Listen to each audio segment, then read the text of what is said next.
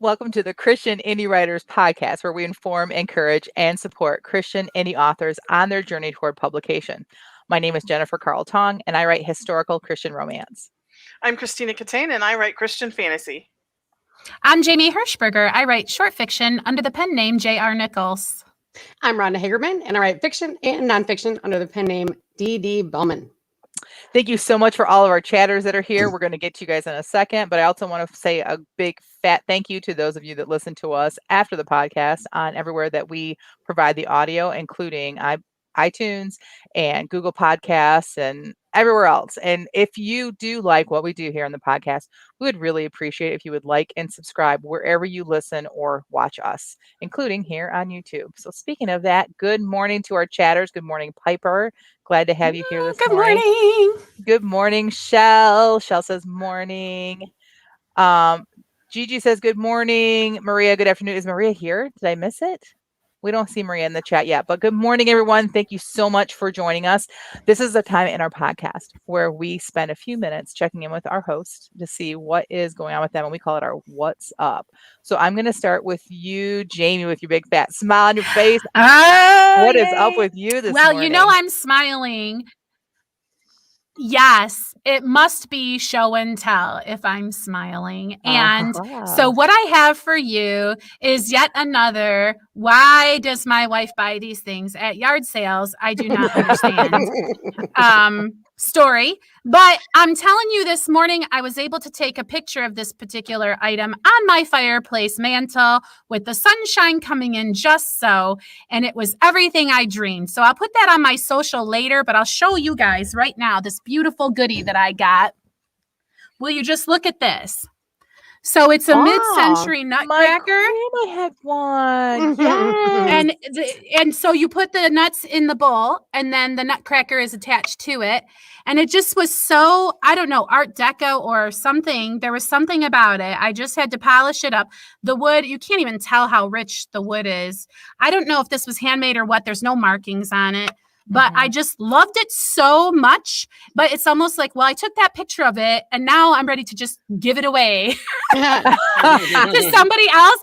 But I'm saying I loved it for a time, and I might keep it or I might not. But I just really kind of had to have it when I saw it.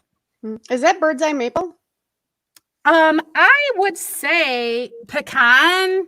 There's no bird's eye in it, Rhonda. There's no little, I worked in a cabinet shop, so I kind of know. But if I had to guess, I would say oak or pecan. I mean, oak is very common. It's just not stained in oak color. Yeah. So I'm just not really sure, right? If you could see it, you could. It'd be very clever to have a nutcracker with pecan wood.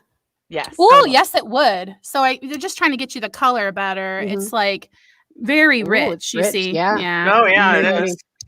So I really enjoy it, and that's my What's Up. What's up with you? For those of you that are just listening, for those of you that are just listening, it's actually a bowl with a built-in nutcracker, and my grandmother had one of those, and I didn't even know you could still get nuts still in the shell. Like, I've not seen them in so long, but when I was a kid, she always had nuts still in the shell, sitting in a bowl just like that. So, okay, up where you are, you can get them. Am I the only one? You can get them in. Sorry, Jamie, go ahead. You can get them at Meijer, but usually around Christmas time is when you get the big bulk mixed nuts that people are used to. But Meijer has a fresh nut section that has some things in shell. It's just not real regular. And then there's Pick a Nut in Warren that you could go to. What were you going to say, Rhonda? I was just going to ask, is my grandpa the only one who used to run over his nuts with his truck to crack? That is just loaded question. I'm going to say yes. He was the only one. I really like how the bowl could catch the shells too. Yeah. Yeah. Piper says that she just found out that we are on Spotify. Yes, we're everywhere. I am serious. We're on Spotify, and if there's podcasts, we're probably there, unless it's some really, really random thing. If you're walking down an alley, don't turn around because we're probably right behind you. Good morning, Leah. Good morning. All right, with that funny comment, Tina, what's up with you? Well, mine is going to be very short. I only have 2 words. The end. Yay!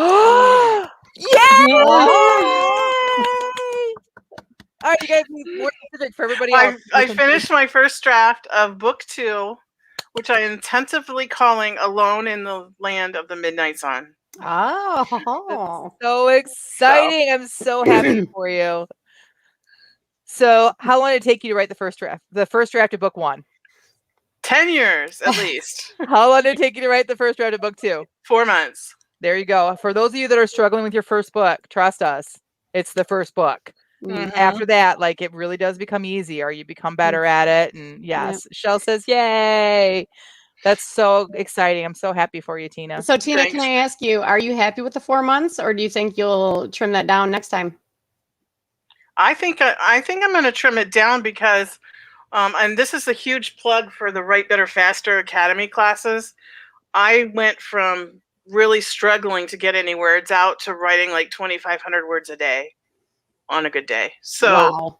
I've been writing between 8,000 to 10,000 words a week, and struggling with some health issues at the same time, like chronic fatigue, because I've been struggling to use my CPAP and my blood sugar's being high. So once I get my health under control, I think my productivity is going to probably go up higher. We'll see. That's so exciting. I'm very happy for you. How about you, Rhonda? What's up with you? Well, gardening season's upon us here in Michigan. So I've been working in my garden a lot, being inspired with one of my characters who's a gardener. And unfortunately, she's not in this book that I'm working on right now, but I've just been working on some edits for our novella and just making progress, plugging along. Very exciting. I cannot wait for your novella to be out. Me too. All right, so there's a little bit of delay. So let's see. Let's click on Lots these. of cheerleading for you, Tina. Yes. Yeah. I'm super excited for you, Tina. I've got 1-ish scene left and hope to get it done today. Congratulations, Piper. That's awesome. Maria says, yay, Tina, congratulations. Awesome achievement. Leah says, so thrilling when it happens. Those 2 words feel so good. Yes. And everyone's cheering on Piper as well. Okay, so I haven't gone yet. So my what's up is, all right, so I've been gone for a minute. Like, I was not here last week, and I have not watched the podcast yet from last week. The ladies asked me, I'm like, I got so busy this week that I've not listened to a single podcast all week long. So I'd still have to go back and listen to everyone's sprints about me. So we'll see how that goes over. And then, so the last time I was here was 2 Fridays ago, and it was the day after my release of my 3rd book. And I shared that, like, I got in the top 10, and that was a shock to me because I had done the research and found out that it was going to be really hard for me to hit number 1. Christian romance is very, very competitive. And so I was okay with that. It's like, whatever. So then later that day, we went out to dinner at a place called Teriyaki Madness. It's so delicious. Anyway, that doesn't really have anything to do with the story other than the fact that I'm hungry right now. Ooh, I want to hear more about Teriyaki Madness. I'm looking it up right anyway, now. sorry. It's actually not like a regular Chinese restaurant. They make everything fresh right there. No MSG. It's so good. Anywho, yes. We're on our way there, and I just wanted to go see. I opened it up to see if I had any more reviews. Because when you have an advanced team, you just kind of keep checking to see if people are putting the reviews in. And when I clicked on the book, it came up, and underneath my picture was a flag that said number 1 in new releases. I could not believe it. I didn't know that was a thing. So I didn't do the research on that, but I got number 1 in new releases in all of Christian historical fiction, not just the romance section. So that was very exciting for me. So that's my what's up. I'm still kind of like flying high on that. Very happy about that. So yeah, very excited. So all right. So Maria says her what's up was her 3rd historical fiction novel is going to be published. Yay. 3rd in her series following The Boy from the Snow and the Veiled Wolf. Congratulations, so great. Maria. That's so great. I know. Shell says that what's up visited her daughter and her husband in Chicago last weekend, used some prompts to ease back into daily writing after taking a break when I finished my story. Awesome. Yes, between Shell's pictures of all of the great food she had on her social media and you talking about something called Chinese Madness, I am regretting that this podcast happens before and not after lunch right now. Right. What about my air fryer bacon? Yeah, Rhonda was talking about air fryer bacon before we came on here. Why? I have another big what's up, but I totally forgot.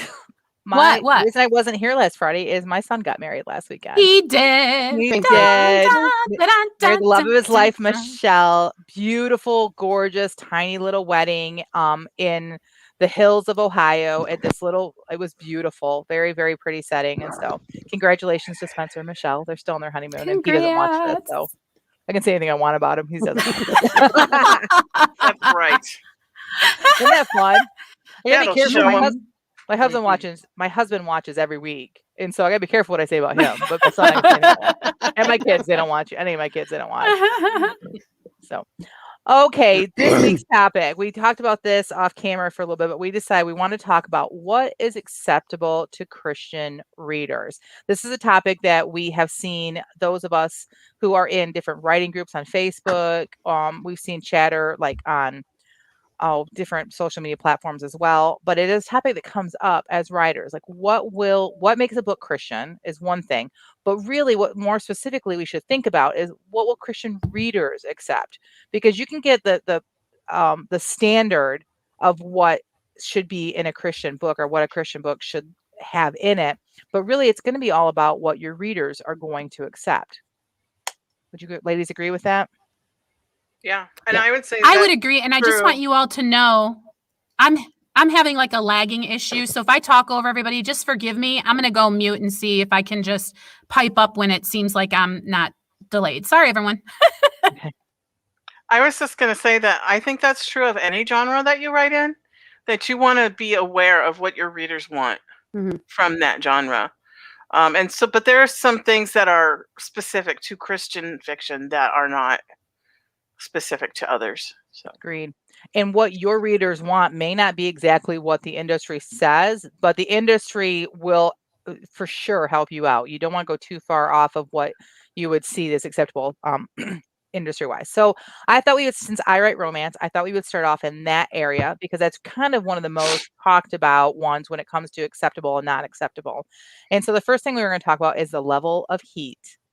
Ladies, what do we mean by the level of heat? Well, we ain't talking about Miami. We are not. We aren't talking about Michigan today either. Burr, we had 80 some degrees last week, like hot.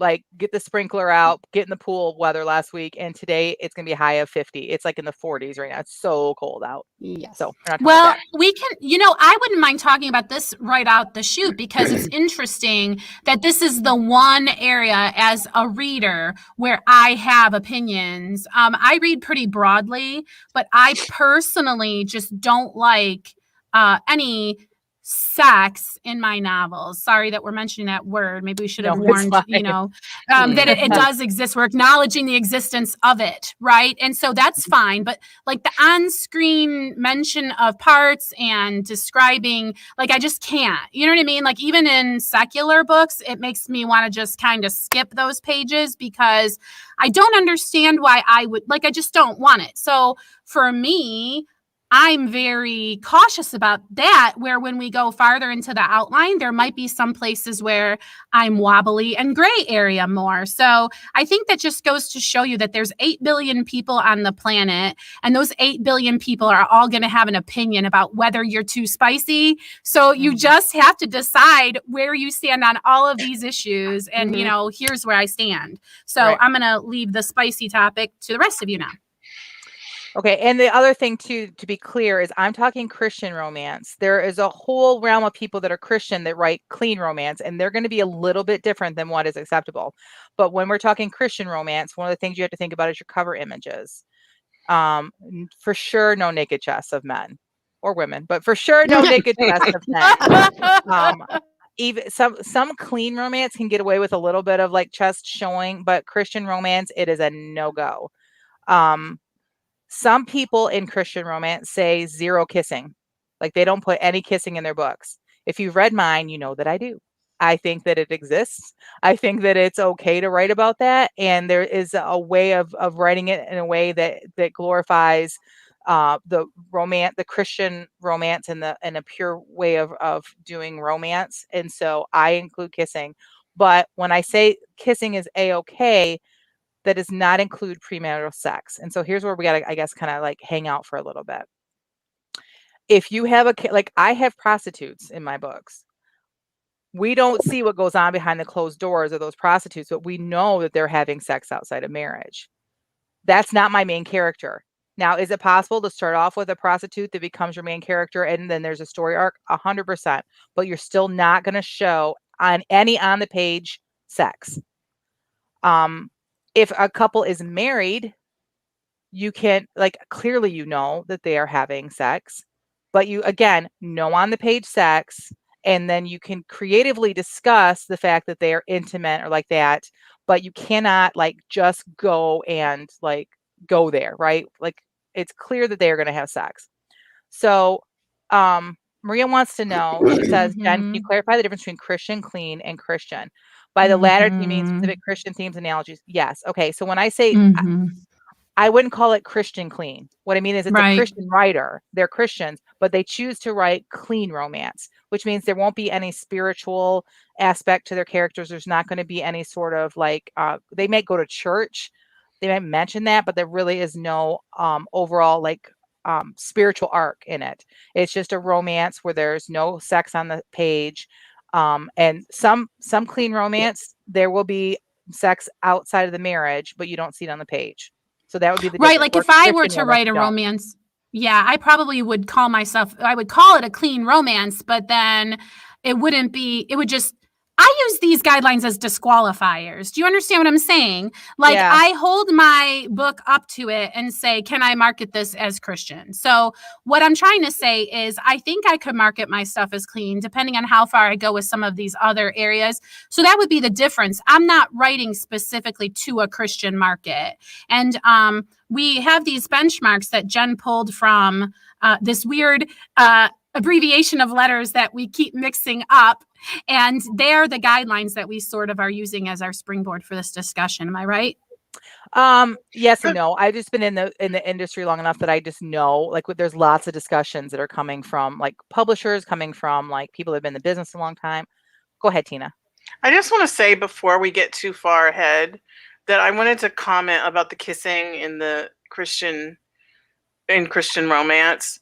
You know, God created our romantic feelings. And he created us to want to kiss each other when we're in love. And I think that's a beautiful thing. And I think that it can be done in a way that brings out the beauty in what God created. Agreed. Absolutely agree. So I just wanted to make that comment before it was too late. Gigi says, Jennifer, your kissing scenes are so sweet. Oh, I really, really appreciate that. Piper says, I don't want the bits mentioned even in married couples. I will read non-married people going into the other room and know that they are what they're doing and totally judge them. LOL. but I don't want to read it. I absolutely agree. But it is a fine line, especially since you have so you could write Christian romance and never have kissing and never have sex, and it will be considered Christian. But what if you want to write about a married couple and it be realistic? I have a couple of suggestions for you. There are a couple of different authors that I think did it really, really well. One of them is Karen Kingsbury. If you look at her Timeless Love series, the first one is called A Time to Dance. She has a married couple that are going through marital troubles. And so she does it very, very well. And if you are interested in historical, the Hawthorne House series from Christie Ann Hunter, the end of book 1, the couple is married and she handles it very, very well. And then book 3 is a marriage or convenience book.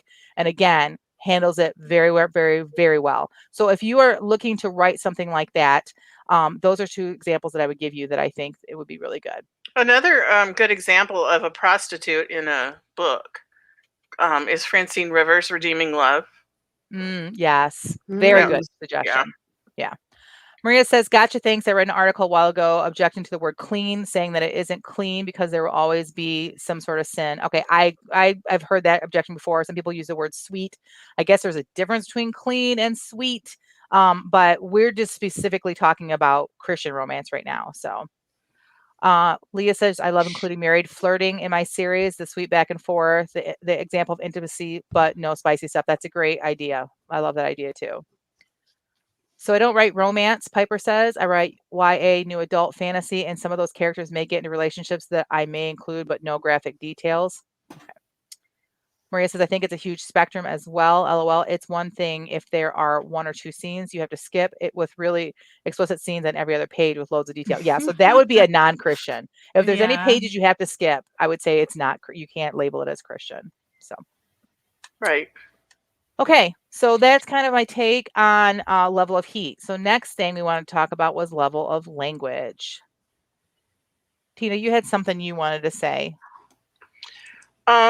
Just that I don't use any language like curse words, exclamations that could be construed as curse words in my writing. I just don't go there. It's just easier than trying to figure out where the line is, and everybody's line is different. You know, I grew up in a house. My dad was Irish Catholic. We grew up in Irish Catholic house, and there are certain words that I consider curse words today that were just part of everyday language growing up. And so and somebody said to me one time a long time ago, those that don't believe in gosh are darned to heck. And so I was like, okay, I'm not even going to use those words, darn and heck and gosh, as an exclamation where it could be substituted with the actual words. So I just don't go there. Because I was raised in a really conservative family, and we weren't allowed to say gosh. We weren't allowed to say other things that were like, and I didn't understand as a kid. And then as I got older, they explained it to me. I say gosh. But at the time, you know, so you don't know who your audience is and how conservative they are. With my second book, John is not a nice guy at the beginning, for sure. And I just say he swore. Like, people can put the puzzle pieces together. We've heard enough words that let your reader, again, like when you write a good book, you don't want to tell your reader everything to think. You want them to start thinking things on their own. And so to me, that's just, for me, it's not a gray area. I just say that he swore, and I leave it at that. So, all right. Next, here's the one that I find the most interesting, is because I got slammed in the, I shouldn't say slammed. I always use that. I probably use that word overly much, but I'm going to say it again. I got slammed in a review of my second book because the person did not like that my main character, all of his sins and his faults were not taken care of before the book started. So let's talk about that. Characters with faults. We have on our outline, squeaky clean, quote unquote. I would like just to point out, like, if there's nothing to redeem, like, where's the story? Exactly. Me too. And you're gonna, so if you write characters that are real and have flaws, it's just so you know, it's possible that there'll be some people that won't like it. But guess what? You're always gonna have people that don't like your writing, no matter what you do. No matter what you do. If you can't think of a flaw, your character is not real. Just saying. Oh, good one. Right. That is a good one. Not everybody can write characters that are exactly like me, you know. I didn't mean to laugh that hard. No, I'm glad you did, because I totally meant that as a joke. If you're listening for the first time or watching this, I totally meant that as a joke. Yeah, so part of like my characters, they all have some sort of flaw. Even if you read book 3, Will's a pretty good guy. Like, it was more of a struggle for me to write the character of Will and make him attractive than it was for me to write the bad guy and make him attractive and then just redeem him. Right. That to me felt more natural, because, you know, but writing a really good guy and make him not seem squeaky clean or fake was a difficult task. You still have to find a flaw, because we all have them. You have to find some sort of flaw in your character. But again, it is a gray area. So make sure that if there is a flaw, especially it's a full-on sin that is happening in your character at the beginning of the book, make sure that there is a redemption. There has to be, because Christian readers do not want to read a book where someone is sinning and there is not some sort of redemption in the process of the book. Right. Especially the main character. Which is what I think that the Christian readers are looking for in Christian books, is they're looking for more than just a romance arc. They're looking for more than just the hero's journey. They're looking for a redemption arc. They're looking for some sort of spiritual aspect, because they pick up a book specifically because it is Christian. And so what part of your book is that going to speak to them? Because right, Jennifer. You nailed it. You don't move into a subdivision if you're the kind of person who doesn't like to mow the grass. You should get an apartment. So if you're going to market your book as a Christian book, you need to make sure that you are hitting all of those benchmarks that your reader expects, or you are doing a bait and switch, which is a really nasty sales tactic where you're promising a Christian experience and you're not delivering. So if you are unsure of any of these, you should go to the most G-rated version of yourself you could possibly go to if you are going to market to Christians, because you are claiming that you are giving them a particular experience. And this I want to kind of like say, if you think, oh, that's a bunch of baloney, are you considering that we're talking about marketing to Christians? They are going to have a level of expectation, and we're just trying to like bring you in line with that, right? Mm-hmm. Right. And I'm really glad you brought that up, Jamie, because I do believe that you can be a Christian and not have to write Christian books. If you feel like you're writing the story that God has given you, and there is no like overarching spiritual aspect of the book, maybe that's not what God intends you to write, but just you don't market it as a Christian book, and that's okay. Right. It's a choice you make as a writer and as an author. It's exactly. Okay. Right, exactly. So I went to Facebook. I'm in some Facebook groups that are for Christian readers specifically, and I pulled out a couple of quotes because if we're talking about what readers want, I thought it'd be good to hear what readers themselves say that they want when it comes to character flaws. So the first quote the first quote that I found, this lady said, "I love all the flaws. As long as you're representing a real flesh and blood human, I can cheer the potential of their redemptive growth and feel the realistic frustration when they refuse to grow, just like in real life." So I really liked that comment. Yeah, that's a good one. Yeah. And that's kind of where I come from when I'm writing my book of, this is a real person with real struggles, and she's not going to have a perfect walk with the Lord, just like in real life. And so the second commenter that I brought out, she actually gave like a guideline of what she wanted, because the question in the group was specifically, what kind of flaws do you want to see in Christian rich fiction? Like that was the question. So this lady said, "I'd like to see some of the more acceptable sins, what the world considers acceptable, but what as Christian would not consider acceptable. So gossip, white lies, selfishness, pride, and see that spiritual arc in the characters." And she gave this list, and she said, number one, if he's not a believer, then he wouldn't be concerned with his behavior at all. But if they are a believer, there should be some kind of awareness, even as they're doing it, that they shouldn't be. And then two, some kind of confrontation, whether it's with another person, the scriptures, or the Holy Spirit. She wants to see that person realizing that they're doing wrong. And then number three, them making some kind of commitment to change. And then she doesn't want it to be like a Deus Ex Machina kind of thing, where, there's like a come to Jesus moment where suddenly the problem is just gone. She says, sometimes a trip and fall and get up again, spiritual growth in that area. But with the commitment and help of the Holy Spirit, the behavior will eventually change and they'll be freed. So, and I think that applies even to non-Christian books.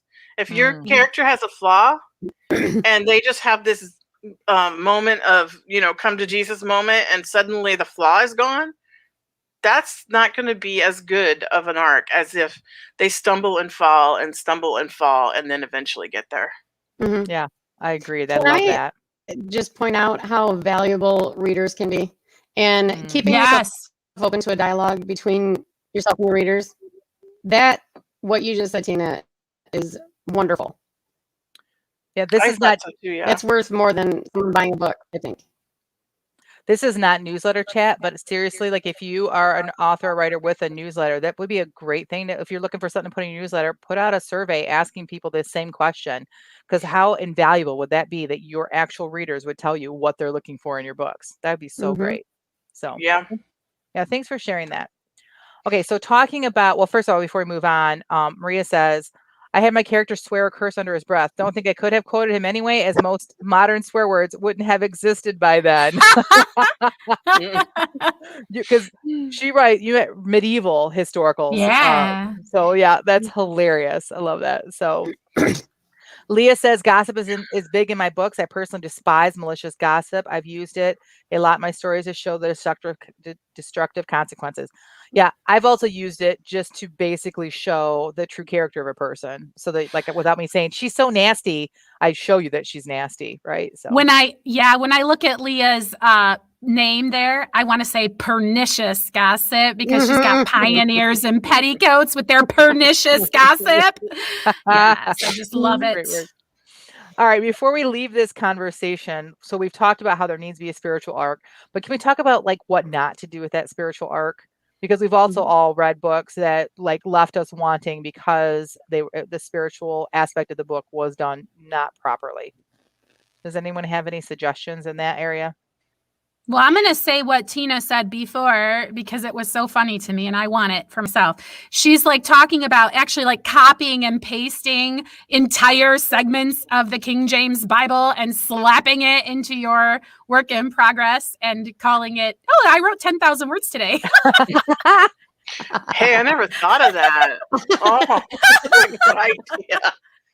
Like in the same vein of that, if you have a pastor or you have somebody going to church, you do not have to write the entire sermon. Like, we don't need to read the entire sermon. You can give us like whatever they're supposed to get out of it, or you can, there's ways that's what I did with my book. This book here, the newest one, which I've got someone's address on there. So this one here, the edited one, she's a pastor. So how do you handle that? Well, like, I give like little bits of what she says throughout the whole thing, and I give you some internal of what's going on. Sometimes I just say, like, we just show up at the end of the sermon, because honestly, like, we don't need to hear all that. That's very much telling us, it's not showing us. And so be very, very wary of doing that as well. There's a lot of instances in my book where there's a conversation going on between two people, and somebody is either reading from the Bible or quoting the Bible, and I'll put like the first half of a verse and then ... Mm-hmm. Because if I'm marketing to Christian readers, they'll either already be familiar with the verse. I try to pick verses that are familiar, or they'll know how to go find it. So I did that when I had one of my characters, a young guy, conversing with my main character, and he's like, that in your sermon where you were talking about, and then he said kind of like a paraphrase of it, and she's like, Isaiah 55. And he's like, yeah, so I think it's this way. And he discusses what the scripture said without me actually saying the scripture. But the problem with that is that everybody who read it and edited it, I guess, trusted me, but I typoed it. It was supposed to be Isaiah 55, and I only hit 5. I only hit 5 once. And right before it was too late to change all of it, I found it, and I went back and I fixed it all. So, yeah, but yes, there's lots of different ways of doing it without having to hit, like Piper says, oh my goodness, let's not hit people over the head and spell the message to make sure people get it. Yes, please. Please, can I do that, though, just once? Maria says, I totally agree with Tina's last point in her list, by the way. The Christian life is messy and complicated. It's a journey full of falling and getting up again. Yes, which is what we want to read about. We want to have real characters, right? Piper said, I listened to an audiobook that had a word from the author where she explained what people should get from the story. Ugh, I almost returned it without listening. No. Like, before the book even started, she did that. Oh, don't do that. Yeah, no. Maria says, I think books that major on grace are great. I loved Redeeming Love because even Hosea made mistakes, got angry, etc., and was forgiven. Otherwise, it risks just sounding judgmental and holier than thou. I agree with that. Mm-hmm. So ultimately, don't be preachy but do include biblical truths. That's what we believe. So also be wary of doctrine. That's all I'm going to say about that. People don't want to hear what your doctrine is. They just want biblical truth. So it can be a gray area, I know, but just be wary of that. But again, if you feel that that's the story God's given you, then who are we to say that? So we're not saying don't. We're saying be wary of it. Okay. Oh, Piper says, I've gotten books with reader group questions in the back. Those I find perfectly fine. Agreed with that. Mm-hmm. All right. Anyone else have anything they want to say on this topic? I think we covered it pretty good. I think so too. And I just want to encourage you, if you're just starting out in your journey, writing Christian books will not only encourage your readers, but it will impact your own life as well. That's been my experience by writing Christian romance, is that God has drawn me closer to him and has given me deeper truths through the writing that he's given me. So I would encourage you, don't be scared of Christian writing. Please, please, please follow God's call in your life. All right. Amen. Well, now is the time, our favorite time of the week. It is a time for our feeding of the backs. Say what? Yay! This is the time where we give feedback to each other. Now, before the podcast begins, every single Friday, we sit down for a 15-minute period and we sprint. We are big fans of sprint writing.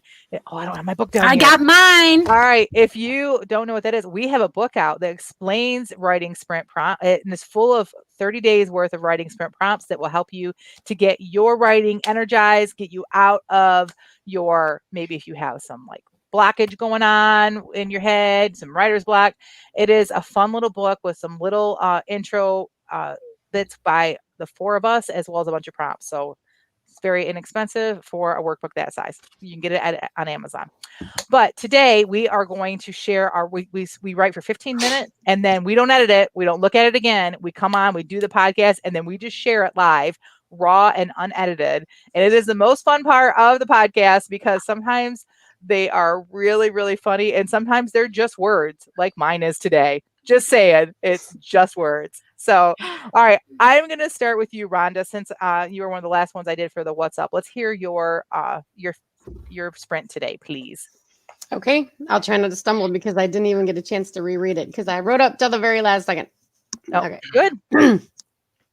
So our topic was doodling,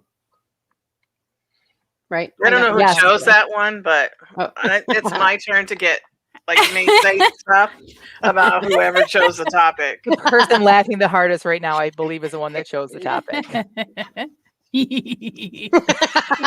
Evil laughter. Okay, all right, I'm ready. And so the reason is obviously due to those factors. Melissa finished her report with her usual finality. She allowed her pointer to fall out of her hand and onto the table directly in front of Rachel. Sarah cringed as she witnessed Rachel's discombobulation. Poor Rachel had been so startled by the clatter that she began to hiccup. The corners of Melissa's lip turned up slightly, bringing the Grinch to Sarah's mind. Rachel, would you give us your opinion on the information I just shared? Melissa's eyes slanted, causing Rachel to sink back into her chair even deeper. Melissa pulled the yellow legal pad out of Rachel's hands and held it up so everyone seated at the board table could see. Interesting note you've taken here. She smacked the page with the back of her hand. This page is filled with doodles. What is this, a lion? Melissa sneered. Well, we're waiting. Or would you like me to move on to Sarah? Maybe she was paying attention to the information I toiled over all weekend. No, I have something to say. I think your conclusion is based on a faulty premise. I believe if you extrapolate this portion of the data, Rachel pointed to one section. The end. I love her. She was totally intellecting while doodling. Yes. Yes, Tina. Totally 100%. That could have been me. Yeah, that's exactly what I do. Yep. Me too. I thought that like when she dropped her pointer, like that it was going to expose the person's like doodling like right then. I was just like, oh, this person, because I've been there where like people don't understand that the doodling is helping you to listen. And Yes, so, the doodling helps you to listen. Yes. Yeah. Plus, I love your characterizations. You always write good characters. Like I feel like I'm in that room with them right now. So that's you're very talented in that. Yeah, you built us a whole relationship in just a couple of hundred words there. Like, I mean, we know that this is a long-standing kind of rivalry between two coworkers, and you didn't say any of those things. Great job. I'm glad you picked up on it. Shell says, fun characters, Rhonda. Piper says, LOL, love her comeback. No, your conclusion is erroneous. Thank you. I'm glad you picked up on that. Erroneous. Oh my gosh, we're turning into a musical. Okay, so I'm going to go after you, Rhonda, because I actually wrote nonfiction. I did. Ooh. And it kind of goes off, I think, a little bit of what you like wrote. So we're just gonna read it. That's it. Okay. I'm so glad that Bible journaling has become a thing. It has given me the permission to doodle during the sermon. It's true that people have taken notes during sermons for some time now, but generally speaking, the number of people in any given congregation doing so is few. And note-taking is one thing. Drawing pictures is quite another. Don't get me wrong. I'm not creating any sort of frameable masterpiece. My sermon art will never hang next to a Van Gogh or a Da Vinci, but I'm not exactly doodling Kilroy peeking over a wall at my sermon notes either. When I take notes during a sermon, they are very outlined. I listen and I plot out the sermon points in my notebook because, let's be honest, pastors plan their sermons generally with 3 points, and it's pretty easy for me to follow what they are saying while reverse outlining their lesson. But even while doing that, there is downtime between those points. As a tactile learner, I have found that I retain so much more if I'm doing something with my hands. So then begins the doodling. Sometimes it's nonsense drawings, a flower, a shaded bucket, many simple images learned from my early days in middle school art class. But some days it'll be more complex, like a hand reaching out while I listen to the story of the Good Samaritan, or what I think the waves would have looked like that Jesus slept through, but that terrified the disciples. I have noticed, while I scribble away, that there have been times that some legalistic Lucy will notice me not paying attention to the pastor and will give me an evil eye, which by all means is not expected in church. It used to stop me in my tracks and I would abandon my drawings and thus lose track of what the sermon was saying. But now I don't let it bother me. Instead, next time, I think we'll just draw a caricature of the woman, then lay it in the seat next to me so she can see it clearly. Probably not a good idea, but I won't know that at the time. 3, 2, 1. I love the term legalistic Lucy. Yes. Like, that is the best. I know. I have to tell Maria I am not a legalistic Lucy because I busted her doodling while we were having a chat this week. And she's mentioning it in the chat discussion. And that's totally why I thought of doodling Maria, is because I was doodling during our meeting when we were deciding what episode to write. Yes. And so it was twice that it came up in my mind, the doodling thing. And that's why it's a prompt. So good catch. That's funny. Jennifer, that was fantastic. I Yes, it love was. that so much. So Yes. I just want to point out, you took our sprint idea and you created something that was potentially your next blog post. I love it. And it wasn't just something for you to exercise your mind and get your juices flowing to write your book, but so the blog post. Also, you know that my heart is in genealogy, and this is something that you can save for your children, or for your grandchildren or great grandchildren, so they know just a little bit more about you. I really want to encourage people to creatively nonfiction. Yeah, I appreciate that, Rhonda, because this is something that it's not good as it is. Like, it is a framework, but I do think that this would be a really good blog post for me because I think it represents me. It is true. I have gotten the evil eye from people.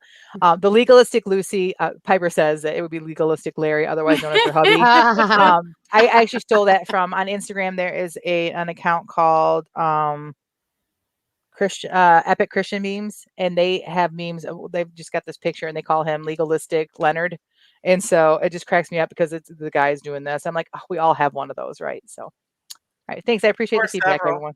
Yeah. All right, Tina, how about you next? Well, to get my back fed, it's not teriyaki madness, but here we go. The light burned my eye for just a few seconds. I wanted to blink it away, but when I tried, nothing happened. Then suddenly I was blinking and my eye adjusted. Then I was able to blink both eyes and all was right with my world. My Lord and Creator, small L, loomed over me. I was so happy to see her. I wanted to shout hello, but would have to wait for that too. Her red pigtails bounced as she held a small black rectangular device to her ear. I could see her mouth moving and her eyes rolling. My bushy eyebrows brushed against the inside of my glasses.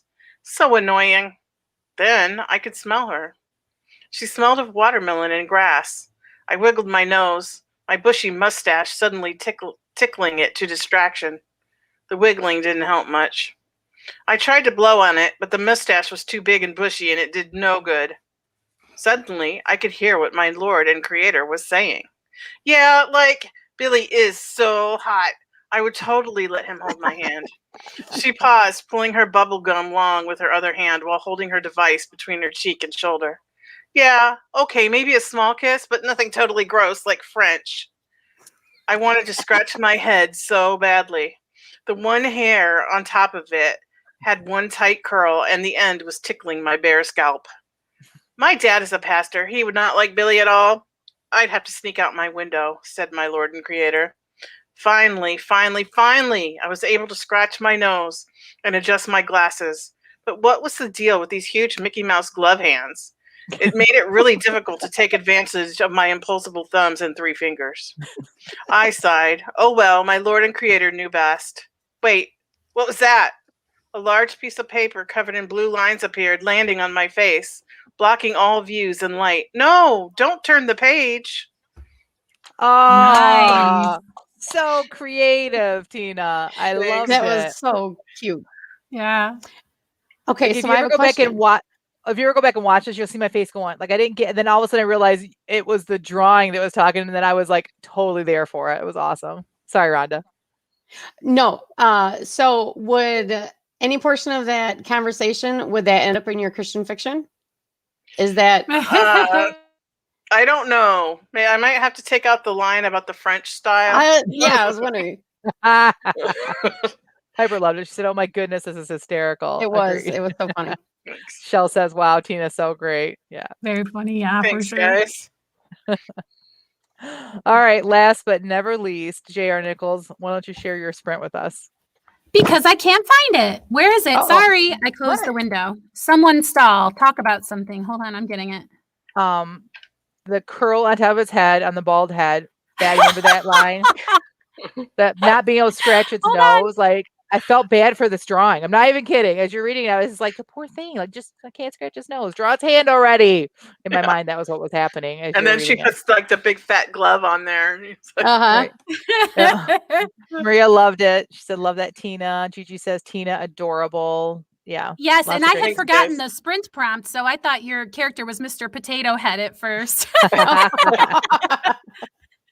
right, Hilarious. so I found it. Sorry, everybody. Here we go.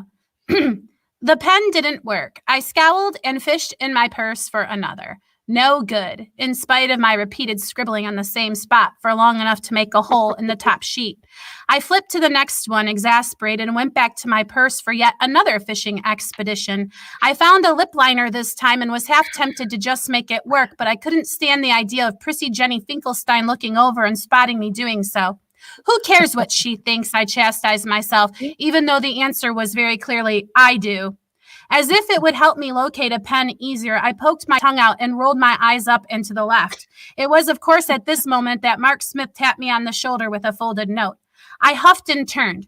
There he was, with his big brown eyes, smiling at me with his adorable dimpled grin, handing me a note for Jenny. Of course, I didn't smile back. Of course, I snatched the note with the same saucy attitude I always did. Of course, I launched the note to Jenny Finkelstein by flicking it with my thumb and forefinger, sending it toward her like a pop-up fly. My timing was off, though. It was never off. This time, Mrs. Kenworth turned from the board in time for her head to trace the trajectory of the note as it arced end over end toward Jenny. "What is this?" Mrs. Kensworth said, and I had to clamp my hand over my mouth to prevent "what do you think it is" from flying out as she strode purposefully across the room and snatched up the note.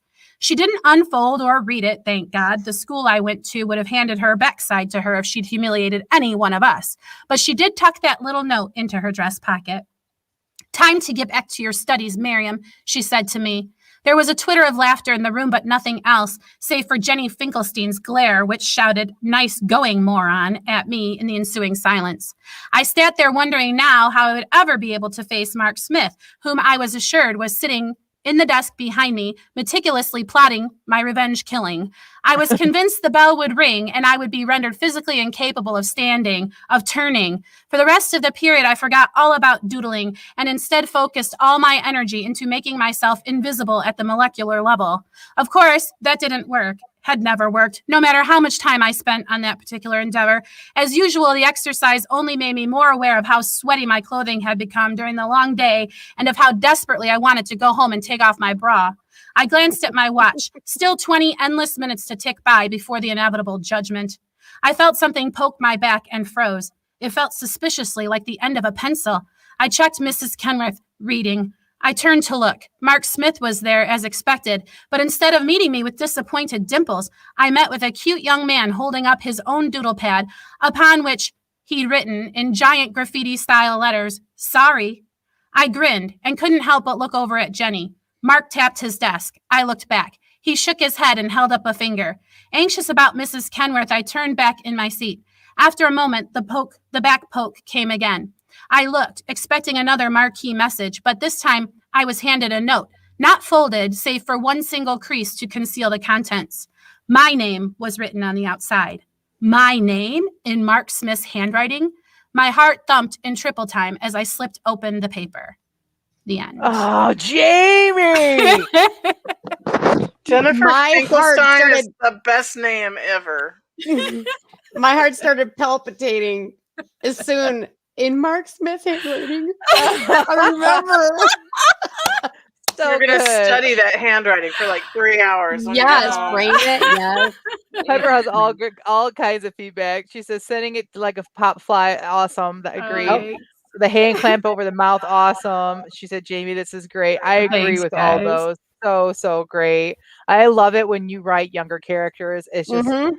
so fun to read. Like, and it's like you are inside the head of a kid. Like you just are like the little kid in you comes out and you do it so well. Not everybody can write from a child's perspective, and you do it really, really well. And so, Yes. Thanks. I appreciate it. I disagree with Tina. I don't think that Jennifer is a great name for a villain in a story, but I'll let that go. Well, it's mostly the last name I like. Yeah, the last name's Well, okay. Jennifer, as soon as you quit naming your prostitutes Rhonda, we can talk. Touche. Touche. But I made Warren's secretary Miss Hagerman, so you yeah, know. yeah. That's true. Yeah. And then I agree with Shell. Oh, so many words. How do you do I that? Incredible, know. Jamie, and such a great. How many words is that? I gotta look. Hold on. Yeah, because that as you're reading, I'm like, and you just kept going. I'm like, man. Well, Like, it's that is 7. amazing. Yeah, it's 7 and change, but some of it is where I wrote today's prompt and, thanks for tuning in. Well, it's just a Oh, few gee. that say that. So only Thank you. 690 words. Yeah, I write them live, by the way. If you ever want to see how I write them, you can go to my Facebook, because when we are live writing the sprint, I'm live on my Facebook page writing the sprint. So if you guys ever want to watch me write the stories, you could do that. I did 373 words today, so don't even say, "Oh well." That's about what I did too. I was proud of those 373 words. I think I got Piper says, 168. Piper says Story Genius has a bit about writing children and being pure there, which is exactly what Jamie did there. So Oh, thanks. interesting. Yeah, good job, Jamie. I loved it. It was interesting because as I was reading back, I noticed that my character said, "Oh my God," or something. And I was like, wow, how absolutely timely because of the topic of this conversation. And it's like, it just went past everybody's ears, I think. I was tempted to kind of trip when I read it because my eyes saw it before I said it. And it was just very interesting that I made that choice. Like I didn't think about it because I was sprinting. And so I think I know, well, I guess I'm careful. I guess I'm fine with my character saying, "Oh my God," but I didn't know that I was. Interesting. Yeah. Right. So Awesome. All right, really appreciate that. Oh, Piper has a question. She says, "Do you make faces while you're writing? I find myself making the faces I'm trying to describe. LOL. Would not want that on video to the wide world." I wonder. I need to get a mirror in here. I never thought about that. I probably do make the faces. share screen eliminates your picture Yeah. from the bottom. Right. And then people only see the words. It's much safer. Yeah. That idea is way too frightening to me. I'm just not even going to go there. I edited this one because it's nonfiction. I did edit it a little bit, and so people would have not been happy if they had been watching me write because I was editing just a little bit. All right, thank you, ladies. That was a lot of fun. So just like we start every episode with our "What's up," we end every episode with our "What's next." It's our time that we can make ourselves publicly accountable for professional goal we've set. We can promote an upcoming event or something that's happening, like new book releases and things like that. So I am going to start with you, Tina. What is next for Christina Katane? Well, I'm going to send my very rough draft off to my editor just for a quick read through for continuity and flow kind of issues and kind of a developmental kind of thing. And I'm not going to look at it for 30 days. That's what I've decided. In those 30 days, I am going to start writing book 3. Awesome. Yep. Wow. And I have a whole plan of what I'm going to do with my schedule once I get that back and start the editing. So I'm a little excited to see how that's going to work. That's awesome. Very exciting. Okay, what about you, Jamie? What's next for you?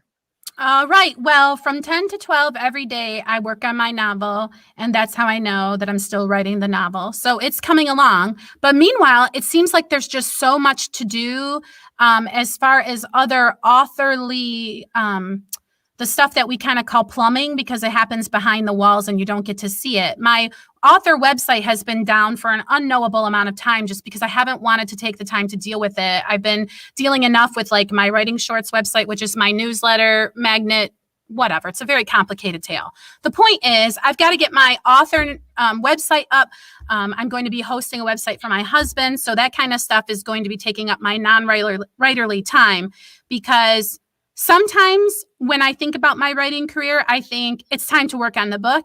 And sometimes I think, why don't I go be social? And that's how I do social media. And that's how I do my website and all of that kind of stuff.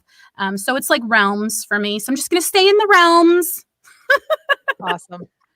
Piper says her what's next is writing the last chapter.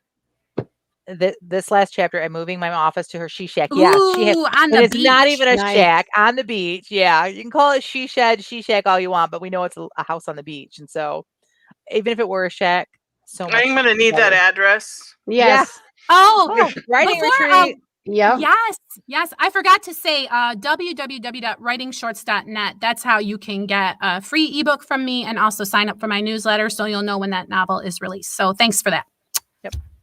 Shell says, what's next? 200 words a day this week with prompts while trying to decide what to actually work on next. Yeah. That's awesome. Way to keep your Been fingers there. written. Mm-hmm. So for me, I have been outlining like a crazy person. I have decided to completely outline the series entirely until I am finished with outline before I even start writing. And so on Wednesday, the last time that I did some live writing sprints, Jamie was with me, and I mentioned that I thought I was going to do 4 books, but I just can't come up with an idea for the 4th book. So it looks like it's just going to be a 3-book series, which is not the end of the world, even though I really wanted it to be 4 books. And then Jamie went on her way because she always has to go off and do other things before we're finished. And in that time period, all of a sudden, God gave me the 4th book, and so I know exactly. I know who the characters are in the 4th book, and I'm very excited about it. And if you ladies remember, I think it was our first episode. If not, it was like within the first 3 episodes when I wrote about a character that was heading off to the sheriff's office to save someone's life, but it was probably condemning her own. I forgotten about that, and God put that in my head. And then I was like, yeah, that was the whole reason that I started thinking I'm going to do a Widows of the West. Right. And so how am I doing that? And so all of a sudden I realized that's my book 4, and I know the characters, I know what's going to happen, and I'm super excited about that. So very cool. That's wonderful. Leah says, what's next? Real life stuff about 20K left to write for book 9 in my series. Going to try to work, but it may be difficult. All right. Awesome. All right, Rhonda, last but not least, what's up next with you? Well, I have, since I got back from Florida, I haven't really gotten back into much of a groove. I've just been trying to throw miscellaneous time at my projects as I can, and that's not working out for me. So this week I'm rededicating myself to my office hours and my writing bullet journal and that sort of thing. Just because I need to get some stuff accomplished. It was fun being a free spirit for the first part of this year, but now I got to get back to real life. I was going to say beach bum, but okay. Well, yeah, I mean, yeah, same thing. Yeah. I meant to say, and it might help some people. I hear people saying about them trying to write. Like my strength coach told me to look at my manuscript, like my developmental cards of the scene that I'm going to write the next day, the very last thing before I go to bed, and then write first thing when I woke up. And that was the thing that like took my productivity from writing like 500 words a day That to is a great sometimes idea. writing up to 2,500. And of course, I have like these thinking strengths, and so my brain just seems to write it in my sleep, and then I wake up and it's just there. But I think it, try it. Maybe it'll work for you guys too. Yeah, that's awesome. I am going to try that tonight. All right. Before we go, we have one last comment I want to highlight, and it's from Shell. And she says, "This was such a great topic today, ladies. Thank you so much for the great information and encouragement." Aw, thank you so much, Shell. And we thank you for the encouragement. We thank you, everybody who was here today in the chat and everybody who's listening on Spotify, iTunes, Google Podcasts, and everywhere else. But until next week, we do appreciate you. So until next week, may your pen be prolific. May your deadlines be met. And may all of your words honor Christ. Bye now. Bye. Bye.